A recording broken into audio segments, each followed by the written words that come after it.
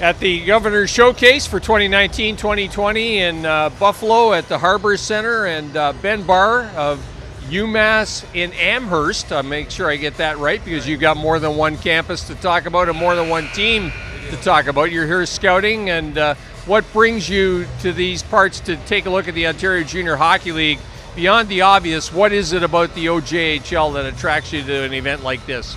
Every year there's great players that come out of the OJHL that move on to NCAA. So there's a lot of those pictures around the rink of the players that have played here. A lot of them are in the NHL now, and so for us it's a great chance to see all those players at one place at the beginning of the year. And in the Halton region and the Oakville-Burlington area, a couple of players that fans might be familiar with. Yeah, we have Philip Laganoff played in Burlington and is a junior forward for us, and Peyton Reeves is a freshman for us from the Oakville team from last year. And what attracts you to the OJHL in terms of maybe coming here as opposed to maybe looking at the USHL or the North American League?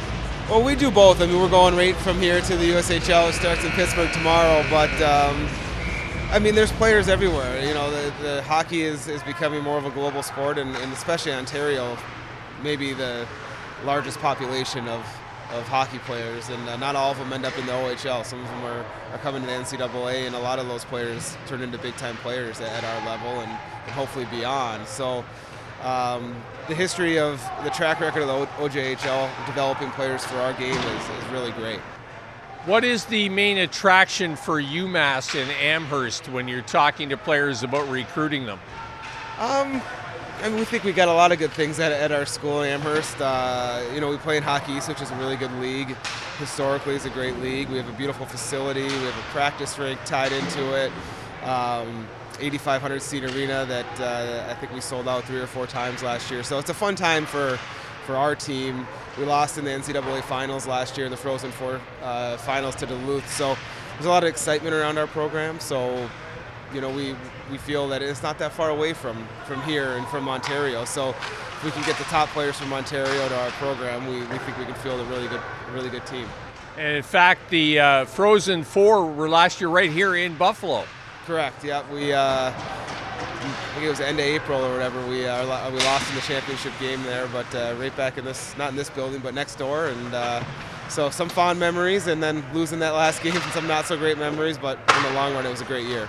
And any other OJHL connections beyond Laganoff and Peyton Reeves? We have a couple players that are committed to us that are playing out here right now. We're not allowed to comment on the players that aren't in our school right now, but yeah, I mean I think we have 2 or 3 players that are verbally committed to us, and always looking for the next one as well. Well, Ben Barr, thanks for doing this. Yeah, Best of luck to UMass this year, and thanks for being a part of the Governor's Showcase. Thanks for having me. It's a pleasure.